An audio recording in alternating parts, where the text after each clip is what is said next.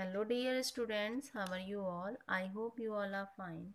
आज हम class fifth का एक चैप्टर पढ़ेंगे, रात भर बिलखते चिंगारते रहे। ये बच्चों स्टोरी है हाथियों के बारे में। आइए पढ़ते हैं स्टोरी को। उड़ीसा राज्य के सिंपली पाल टाइगर रिजर्व में 25 हाथियों का झुंड रहता था। इस झुंड में कुछ थुई भी थी। जिन हाथियों के साथ दूध मुँहे बच्चे हों उन्हें थुई कहते हैं। दांव लगे तो हाथियों के छोटे बच्चे को शेर मार लेता है। झुंड के बड़े दंतैल और बड़ी हथनियां बच्चों की रक्षा करती हैं। सर्दियों में जब घास कम हो जाती है तो हाथियों के बड़े झुंड को जंगल में एक खंड में काफी खाना नहीं मिलता।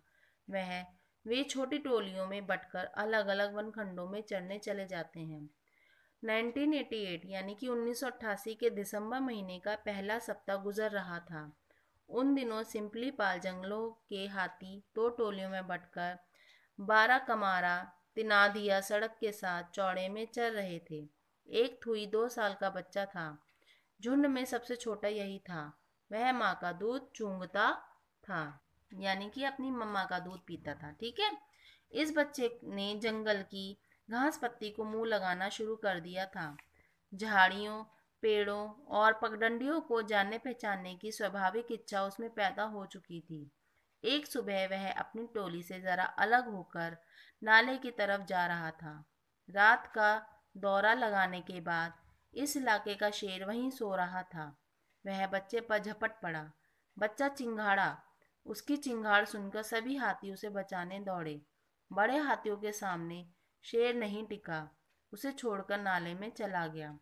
शेर का हमला इतना जोरदार था कि कुछ ही क्षणों में उसने बच्चे को बुरी तरह जख्मी कर दिया। उसने सबसे बड़ा घाव सिर पर था। सयाने हाथी उसे ऊपरी 12 कमारा में रेंजर ऑफिस के सामने ले गए। जंगल के जानवरों की देखभाल और रक्षा करना रेंज ऑफिसरों की जिम्मेदारी होती है। उसके दफ्तर के सामने पहुंचकर हाथी मानो अपने को सुरक्षित अनुभव कर रहे थे। कुछ देर बाद आधे हाथी चढ़ने चले गए। बाकी हाथी जख्मी बच्चे की निगरानी में वहीं डटे रहे। उसकी माँ सूंड में घास का पूला उठाकर चंवर डुलाती रही, जिससे घाव पर मक्खियां ना बैठे। मतलब जहाँ उसको चोट लगी थी ना, तो वो हाथ से उसका झूला कर रही थी उसको, है ना। मतलब हवा कर रही थी ताकि उस पर मक्खी वगैरह ना बैठे और घाव उसका मतलब घाव में कोई प्रॉब्लम ना हो। उसकी आंखों से आंसुओं की धारा टपक गई थी। अब उसका बच्चा घायल हुआ तो रोएगी ना। बच्चा इतना जख्मी हो गया था कि दूध भी नहीं चूम सकता था। जंगल में जानवरों के छोटे मोटे घाव प्रकृति खुद ठीक कर दिया करती है, पर इस बच्चे के घाव जानलेवा थे।